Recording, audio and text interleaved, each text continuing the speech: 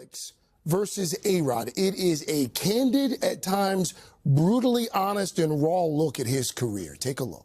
Yeah, I think early on, I came into the big leagues at 18 years old. Only one of 3 18-year-olds that's ever done it in over 140 years. And when the guys would go to a bar, I was still 3 years away from being allowed into the bar. So it was an innocent kid that came up. We had great surroundings with Griffey and Lupinella, Jay Buhner. And then somewhere on Texas, I lost my way a little bit. He was selfish. That's not my opinion. That's what MLB legends actually said about Alex Rodriguez, one of the greatest hitters to ever step foot on a baseball field. But here's the truly wild part. Alex Rodriguez eventually admitted it himself. He called himself a recovering narcissist. He said he was young, stupid, and selfish. So why do the biggest names in baseball history still consider him the most selfish player ever? That's the question we're answering today. If you're enjoying this breakdown, use the hype feature and give hype to this video. It means everything when you help push this to more baseball fans. To understand why people say Alex Rodriguez was selfish, you have to first understand something about baseball that most casual fans don't really realize or comprehend deeply. Baseball is built on a code. It's not written down anywhere. You won't find it in any rulebook. But every single player who's ever been in a major league clubhouse knows it exists and understands it completely. This code values the grinder, the player who sacrifices his body to move the runner over,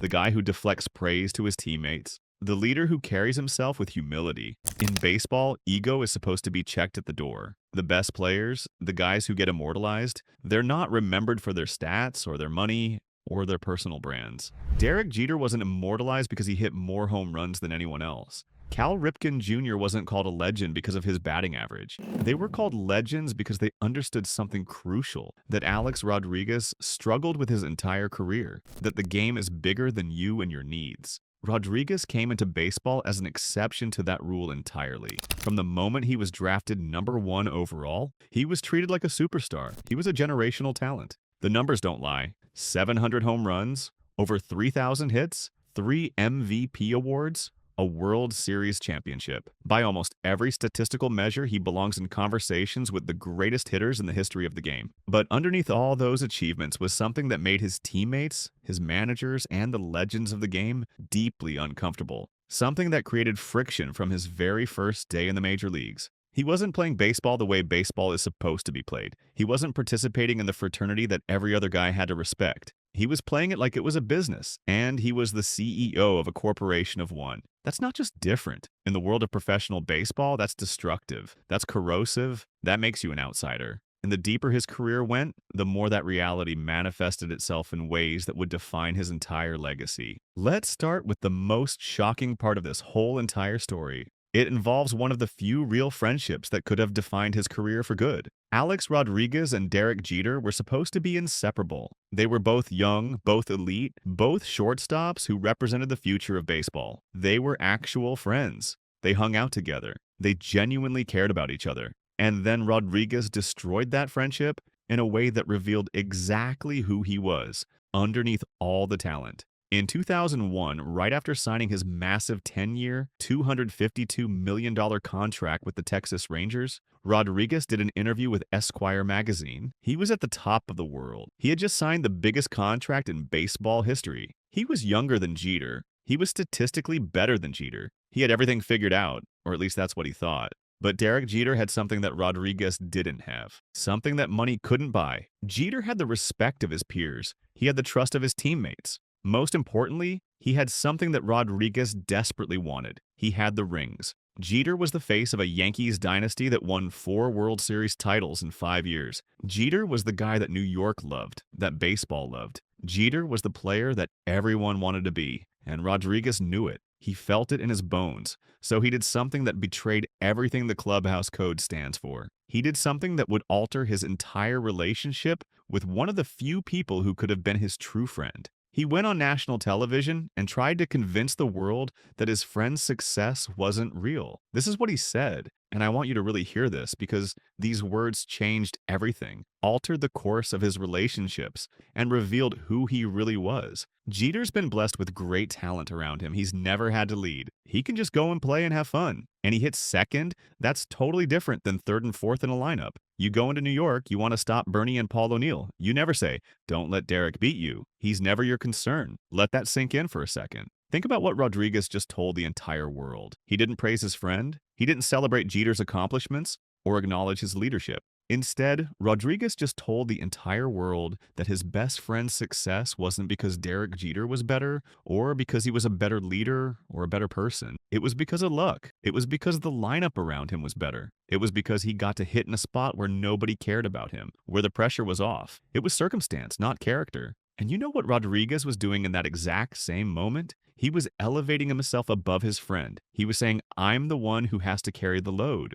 I'm hitting third and fourth. I'm the real superstar. I'm the one who actually has to lead. I'm the one dealing with the pressure. I'm the one who matters most. He was creating a hierarchy where he was above Jeter, where his accomplishments were harder earned, where his challenges were greater. He was rewriting the narrative to make himself the hero and Jeter the beneficiary of circumstance. Jeter was crushed, not just hurt, but crushed in a way that doesn't heal. Years later, Derek Jeter talked about this moment, and he didn't hold back. He said Rodriguez wasn't a true friend. He said, I'm very loyal. I'm loyal as a friend, and I just looked at it as I wouldn't have done it. Think about that. Think about hearing something like that from your best friend on national television. Think about the betrayal. But here's the real selfish part. Rodriguez needed to justify that $252 million contract. He needed to convince himself and the world that his massive paycheck made sense. The only way he could do that was by tearing down the guy who had proven he could win without needing to be paid more than anyone else in the world. So he used his friend's name to lift himself up.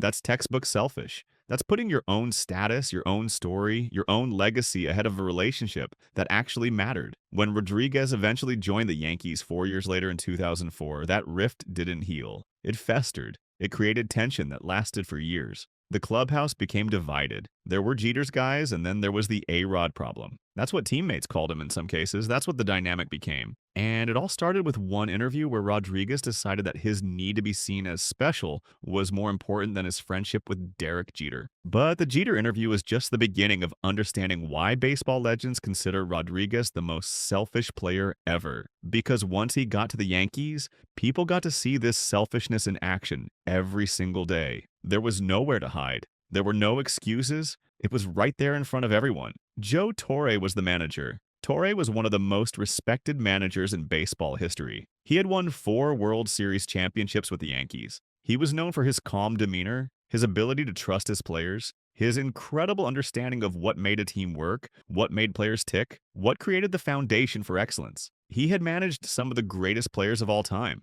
and he understood how to get the best out of them. And then he had to manage Alex Rodriguez. Torre eventually wrote a book called The Yankee Years. It's one of the most important documents in baseball history because it pulls back the curtain on what it was actually like to have Rodriguez in the clubhouse day after day. It reveals the daily experience of managing someone whose priorities were fundamentally different from everyone else's. Torre describes something that he saw every single day, something that shocked him about a player with so much raw talent. Rodriguez was obsessed with being the guy, not just obsessed with winning, obsessed with being the guy, not obsessed with achieving, obsessed with being the guy. There's a massive difference between those two things. When you're obsessed with being the guy, you care about how you're perceived more than you care about the team's outcome. You care about how your individual performance is viewed relative to everyone else's. You care about being the center of attention, the star, the focal point. And Torre saw this constantly and consistently throughout Rodriguez's time in pinstripes.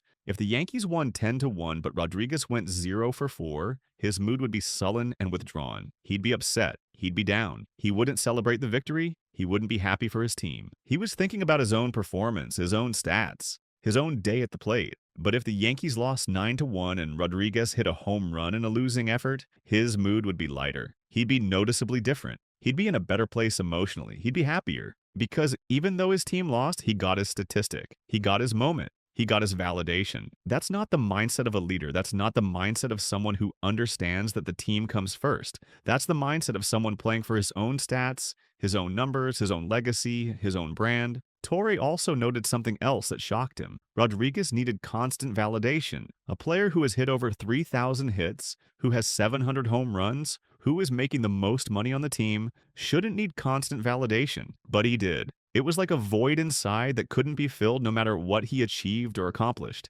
And because of that void, because of that endless hunger for external confirmation and reassurance, he was difficult to manage. He was high maintenance. He created friction in the clubhouse. He made the job of managing harder, not easier. This wasn't something that Torre had encountered before with other elite players who had the talent and the elite resume to back up their success. This was unique to Rodriguez. The teammates felt this too. They got tired of it. They got fed up with Rodriguez's obsession with what Torre calls lofty statistics. This wasn't just a preference for big numbers. This was an unhealthy fixation on individual achievement at the expense of team results. In baseball, there's something called stat padding. It's a term that carries real disdain and contempt among true baseball players. It's when you accumulate numbers in meaningless situations, when you pad your statistics in ways that don't actually matter or help your team. You hit a home run when your team is down 10-2. That counts as a home run on the stat sheet. It gets added to your career total. It looks great on a baseball reference page, but it doesn't matter in any real sense. It didn't change the outcome of the game, and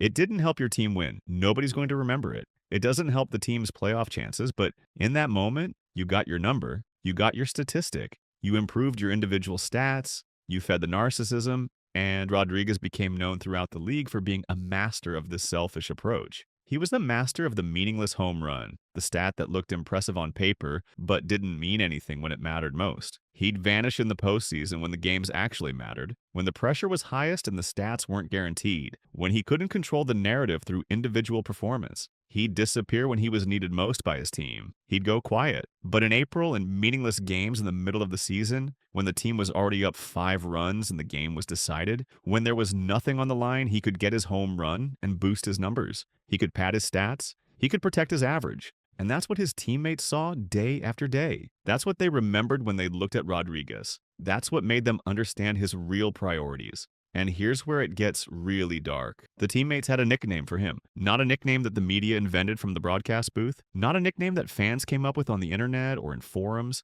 A nickname that his own teammates used inside the clubhouse, where no cameras were around, where nobody was recording, where it was just the guys who played with him every single day. They called him a fraud. A fraud. Think about that word and what it means. Your own teammates are calling you a fraud. Not a guy who's cocky. Not a guy who's arrogant. A fraud. A fake. That's not people being mean or jealous. That's people losing respect fundamentally. That's people saying, we know who you are. We know what you really are underneath the polished exterior and the media training. You're putting on a show. You're managing your image. You're protecting your brand. You're performing for the cameras, but you're not one of us. You're not really a baseball player in the way we understand it. You're a fraud. And that nickname stuck with him. It defined how his own teammates viewed him. It was the ultimate indictment from the people who knew him best. Now let's talk about what it was actually like to be around him every single day. Because the stats obsession and the mood swings were one thing, but then there was something else that made teammates absolutely miserable. There was the circus. The A-Rod circus, people called it. The constant swirl of media attention and controversy that followed him everywhere. And the person who understood this better than almost anyone was Mark Teixeira. Teixeira had his own perspective on what it was like to play alongside Rodriguez. Teixeira joined the Yankees in 2009. He was a huge star in his own right. He was making elite money, elite-level contracts. He was a legitimate superstar, but he was fundamentally different than Rodriguez. He understood the code. He understood what it meant to be a professional, to be a leader. Teixeira talked openly about how exhausting it was to be on a team with Rodriguez because of the constant media attention. Not the good kind of media attention where everyone's talking about how amazing you are. The bad kind, the toxic kind, the kind where every single day there's another scandal, another controversy, another negative headline. In 2009, there's investigations into his past steroid use. In 2010, there's personal drama. There's his divorce. There's his celebrity dating life. All of this is plastered on the back pages of the New York Post every single day. And it filters into the clubhouse.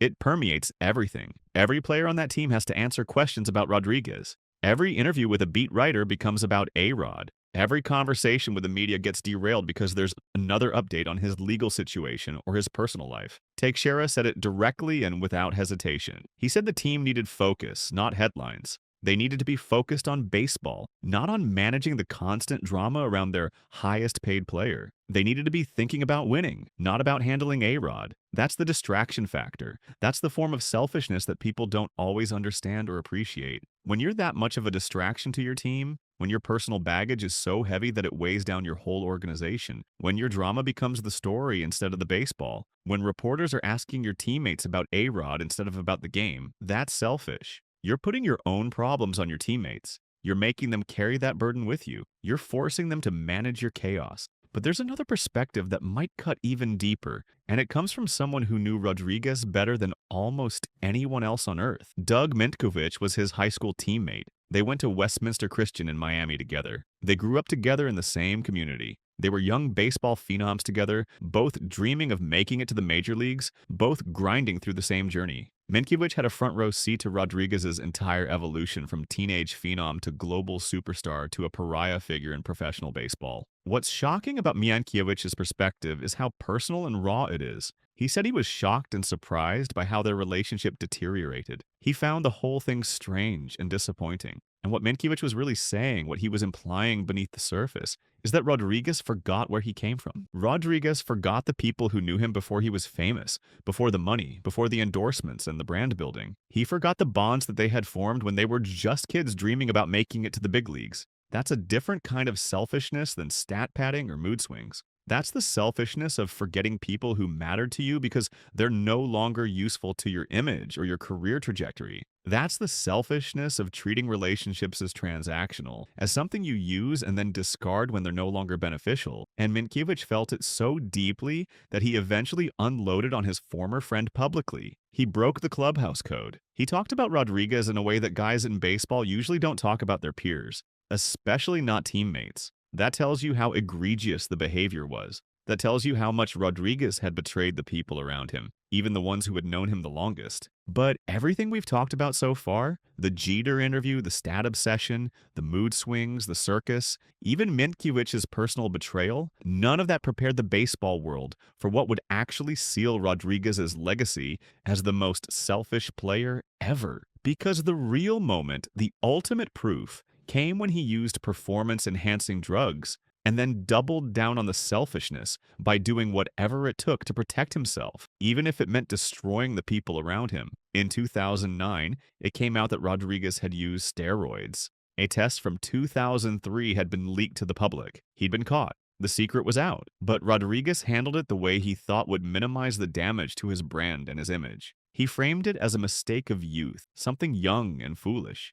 He apologized to the public. He said he was young and stupid back then. He expressed regret, and the baseball world kind of moved on. People figured, okay, he was immature back then in Texas, away from the spotlight. He's grown up now. He's a Yankee. He's moved past it. He's apologized. He can be redeemed. He can come back from this. The baseball world was willing to give him a second chance. But then in 2013, something worse happened. Much worse? Biogenesis. The second scandal. It wasn't a youthful mistake anymore. It wasn't something he could chalk up to immaturity or young foolishness. It was a choice. It was ongoing. It was willful. It was deliberate and knowing. While he was a veteran Yankee, while he was supposed to be a leader and role model for younger players, while he was making more money than anyone else on the team, while he was older and presumably wiser and more mature, he was still using. The youthful excuse died right there in 2013. The redemption story got incinerated. Any benefit of the doubt was gone. Any chance at redemption vanished. And Rodriguez's response to being caught a second time,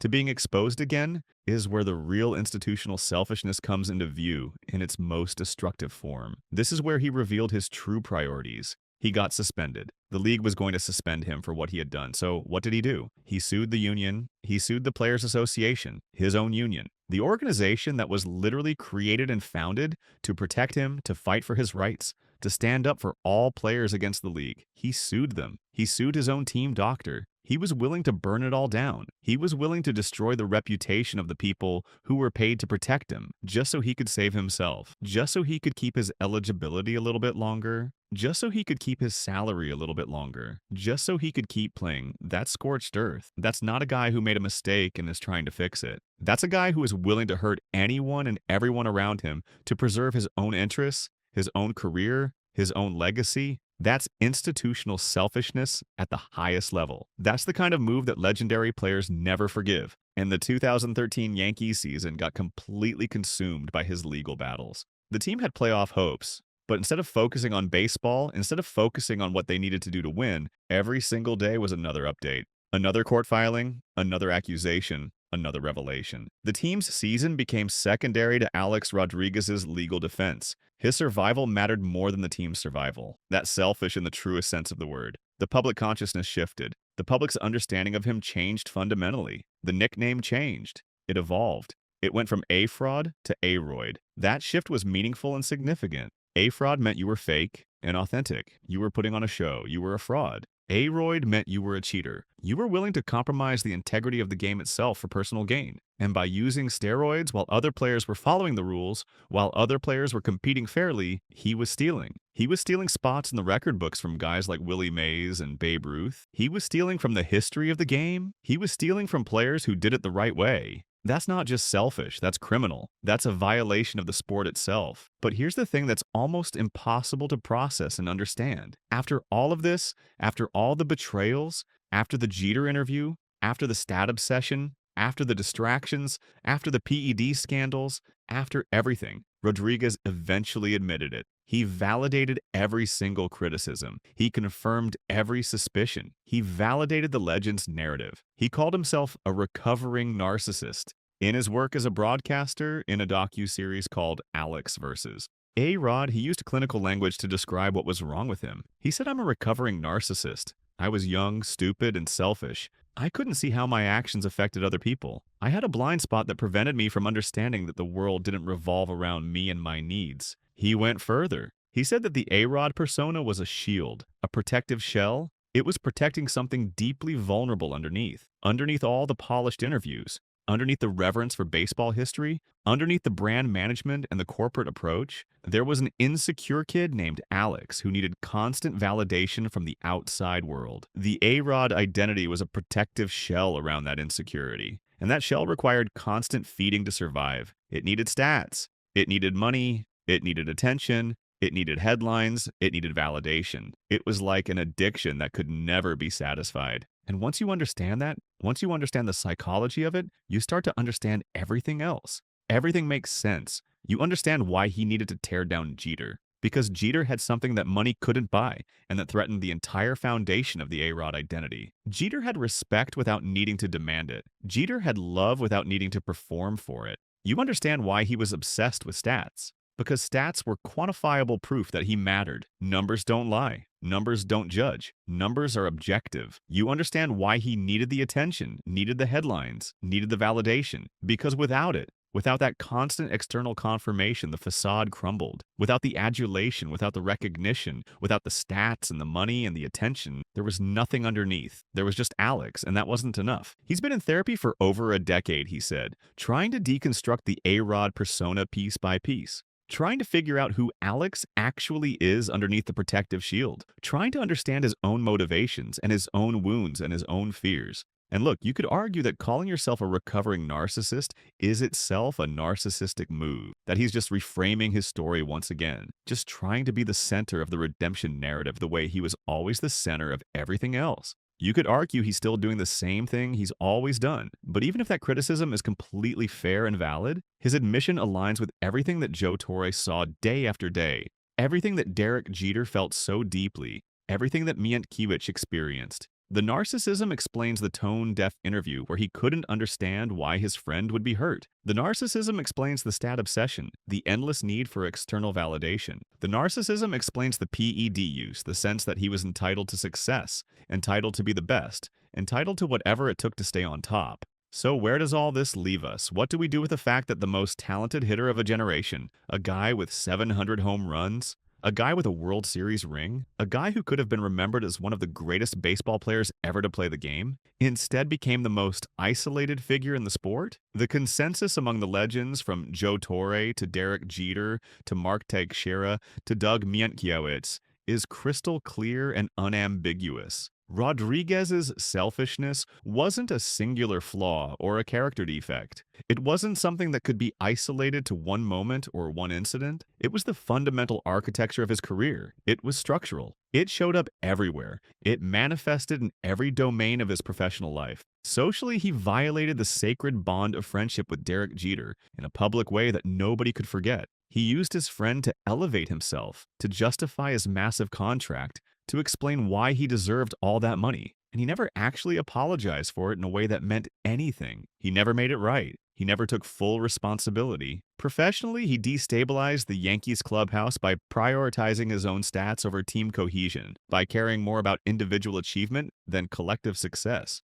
His own teammates called him a fraud because they could see through the performance, because they could see the hollow core beneath the polished exterior. Institutionally, he compromised the integrity of the sport itself through PED use, and then when he was caught, when he was busted a second time, he attacked the game's institutions. He sued the union. He sued the team doctor. He was willing to burn it all down to protect himself. Psychologically, he operated from a place of narcissism that made him incapable of understanding what the clubhouse code actually was. He couldn't grasp why humility mattered. He couldn't understand why sacrificing your personal interests for the team was what made you a leader. He couldn't see how his actions affected the people around him because he was too focused on himself. And yet, maybe there's something in his own admission that matters. Maybe his willingness to eventually call himself out, to use language like recovering narcissist, to acknowledge that he was young, stupid, and selfish. Maybe that matters in some way. Maybe that's the only part of his legacy that feels redemptive or salvageable, because he did something that not many people can do. He looked back at his life, at his career, at all the damage he caused, and he said out loud for the world to hear, "I was wrong. I was selfish. I hurt people. I compromised my sport. I deceived people. And I deserve to be remembered for that, for those mistakes. I deserve the criticism." Maybe he's trying to grow now. Maybe he's actually doing the work to understand himself on a deeper level. Maybe therapy is actually changing something inside of him at a fundamental level. Maybe he's becoming more self-aware, more empathetic, more connected to the people around him. But the damage was done long ago. The relationships were broken years ago. The trust was destroyed. The legacy was tainted beyond repair. The people he hurt don't owe him forgiveness. Derek Jeter doesn't have to let that go. Mientkiewicz doesn't have to forgive him. Joe Torre's observations don't become less true. And no amount of recovery, no amount of admission, no amount of therapy, no amount of growth can fully undo what Alex Rodriguez did. Can't erase it, can't take it back, can't make people forget what he did. The legends of baseball remember him as they do because the evidence is overwhelming and the betrayals were undeniably real. In baseball, the ultimate team sport, Alex Rodriguez played a game of one. He treated it like a personal business where he was the only shareholder that mattered. He treated it like a corporation of one, which is the opposite of what the sport demands. And now he has to live with what that cost him. The isolation, the distrust, the distance, the legacy of a man who had all the talent in the world but never understood that greatness in baseball isn't measured by home runs or statistics. It's measured by what you mean to the people you played with. It's measured by your willingness to be part of something bigger than yourself. It's measured by the relationships you build, and that's the lesson that Alex Rodriguez finally learned, but only after it was too late to change anything. At the age of 17 by the Seattle Mariners, Alexander Emmanuel Rodriguez went on to dominate the position of shortstop for over a decade. He's a 14-time All-Star, a World Series champion, and sits number 4 on the all-time home run list for Major League Baseball. But before he was named a 3-time American League MVP, did you know he lived in the Dominican Republic for 2 years as a child, couldn't afford his own cleats, and didn't make the varsity baseball team his freshman year? Tonight we'll learn what makes this undeniable icon who he is. A man who once said, "Enjoy your sweat, because hard work doesn't guarantee success. Without it, you don't have a chance." Please welcome baseball great